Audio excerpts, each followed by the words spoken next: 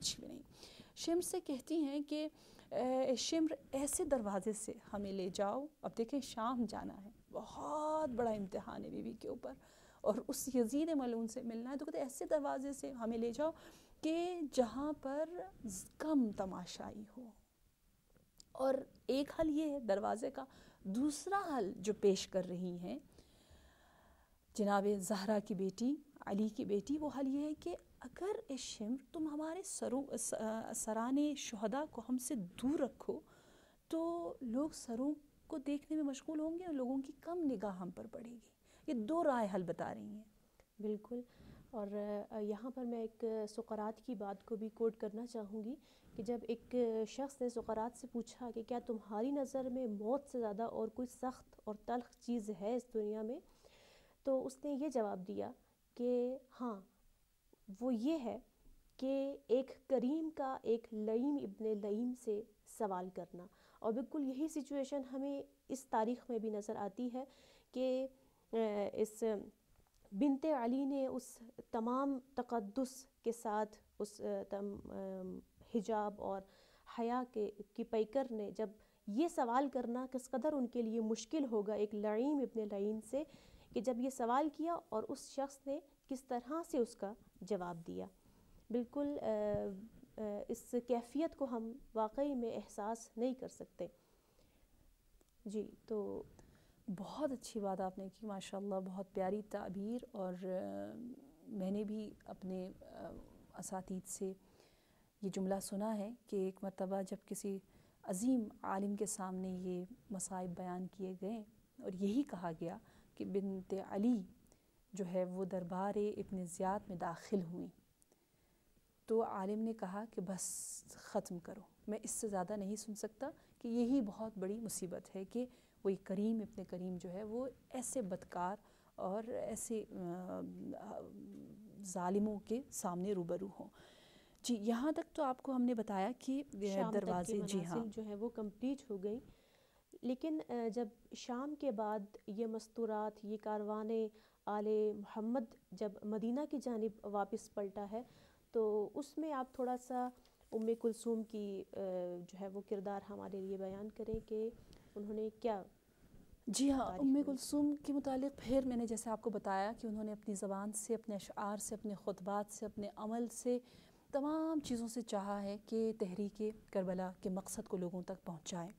تو یہاں پر بھی جیسے ہی شہر مدینہ کے قریب یہ لٹا ہوا قافلہ واپس پہنچتا ہے, قریب پہنچتا ہے, تو وہاں پر بیتاب ہو کر آلود آنکھوں کے ساتھ کلثوم کے کچھ اشعار نہایت معروف ہے. اکثر اہل عزا ان اشعار سے واقف ہیں کہ یوں کلثوم نے فرمایا, جس کا ترجمہ یوں ہے: اے نانا کے شہر مدینہ, کیونکہ مدینہ رسول ہی کی وجہ سے مدینہ بنا, وہ یثرب تھا, ہماری آمد کو قبول نہ کر.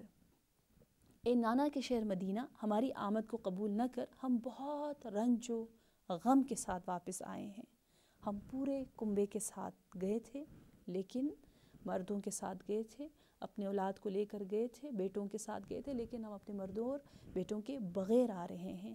ہمیں اسیر کیا گیا, ہمارے عزیزوں کے بدن کو بے گور و کفن سر قلم کر کے زمین پر اس انداز سے ان کی لاشوں کو رکھا گیا. یعنی گویا اپنا یہ رویداد سفر نامہ بیان کر رہی ہیں, جو کہ ایک مرثیے سے کم نہیں, ایک مجلس سے کم نہیں, ایک مصائب سے کم نہیں, جس کو سن کر لوگ اس طرح سے گریا اور بکا کر رہے تھے جیسا کہ کوفہ کی خطبات کو سن کر ہم نے پڑھا ہے. پھر آپ آگے بتاتی ہیں کہ نہ صرف عصر عاشور ہم پر مظالم ختم نہیں ہوئے, بلکہ وہاں سے ہمارا امتحان دوسرے انداز سے شروع ہوا کہ زینب کو خیمے سے باہر نکالا گیا, یعنی خیموں کو جلایا گیا, فاطمہ کو رلایا گیا, سکینہ کو یتیم کیا گیا, عابد کو پابند سلاسل کیا گیا, اور ان کی گردن میں طوق ڈال دیے گئے, اور ان کے قتل کا باقاعدہ ارادہ کیا. یہ سب کچھ جو ہے وہ بتا رہی, اور آخر میں کہتے ہیں: سننے والوں ہمارے حال پر گریا کرو. کوفہ میں ہمیں ملتا ہے کہ ام کلثوم ان کے گریا سے ناراض ہوتی تھی، کیونکہ کوفے والوں کا گریا تو وہی بہانہ تھا، وہ اپنے تمام کیے ہوئے گناہوں پر جو ہے وہ رونے کے ذریعے جو ہے وہ چاہ رہے تھے اپنے آپ کو سیٹسفائی کریں اور عزت تراشی کریں.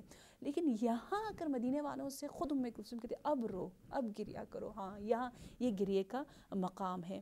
اس انداز سے ام کلثوم نے ان اشعار کے ذریعے گویا پورے خلاصے سفر کو بیان کیا، اور پھر آخر میں ان کا وفات کے متعلق ہے کہ ان کی وفات جو ہے وہ کربلا کے جانسوز واقعے کے 4 مہینے کے بعد جو ہے آپ خالق حقیقی سے جا ملتی ہیں.